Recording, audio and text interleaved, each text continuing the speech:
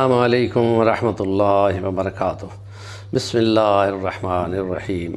وما ارسلنا من رسول الا نوحی الیہ انہ لا الہ الا انا فاتقون۔ وقال اللہ تعالی لا تتخذوا الہین اثنین انما هو الہ واحد رب اشرح لی صدری ویسر لی امری واحلل عقدۃ من لسانی یفقہوا قولی۔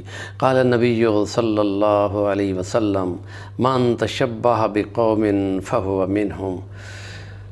سیرت نبوی صلی اللہ علیہ وسلم کے عنوان پر ہم مختلف عنوانوں کے ساتھ آگے بڑھ رہے ہیں کہ نبی کریم صلی اللہ علیہ وسلم نے ادیان میں، مذاہب میں تشابہ سے سختی سے منع کیا ہے، اور اس کے لیے ایک اور حدیث میں ہے کہ خالف الیہود والنصارى والمشرکین، تاکہ تمہارا امتیاز ان کے ساتھ صاف واضح رہے۔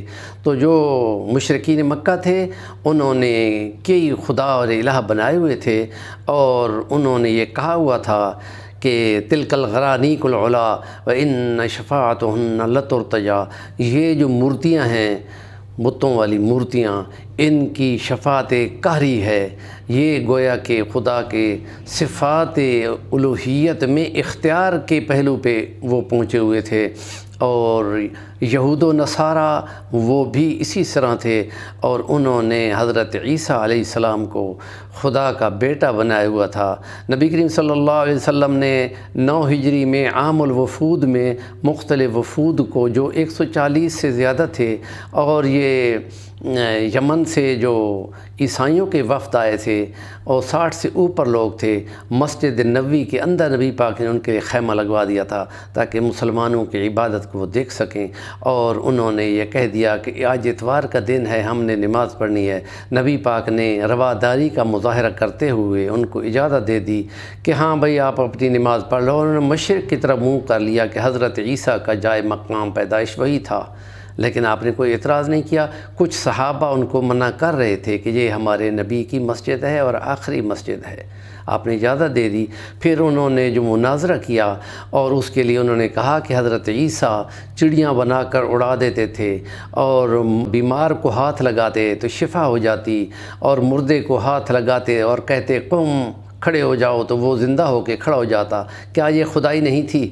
اور وہ یہ کہتے تھے کہ اگر عیسیٰ کا خدا باپ نہیں ہے تو تم بتاؤ اس کا کون باپ ہے؟ نبی کریم صلی اللہ علیہ وسلم نے انتظار فرمایا، اور پھر وہی اس میں بتا دیا گیا کہ عیسیٰ کی مثال حضرت آدم کی سی مثال ہے۔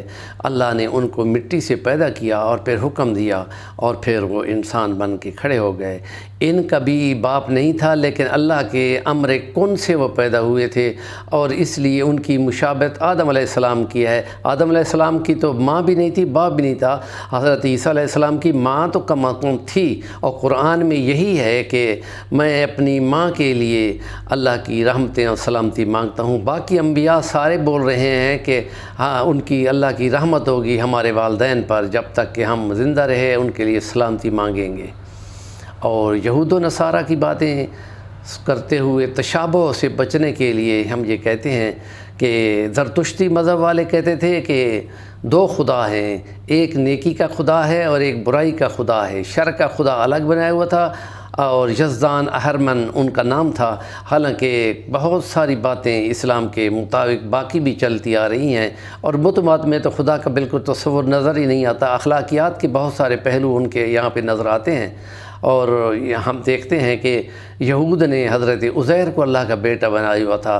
جب ان کو کہا جاتا ہے کہ تم پر تو خدا نے توحید اتاری تھی، اور تم نے یہ کون سی نئی نئی باتیں نکالی ہیں، تو اس لیے اس پیغام کو کہ جو مشابہت سے بچنے کے لیے نبی پاک کی جو تعلیمات ہیں ان کو دیکھنا چاہیے، اور اس سلسلے کو چینل صفی الوانی کو ضرور سبسکرائب کریں، اور کام کی بات کا کمنٹ ضرور کیا کریں۔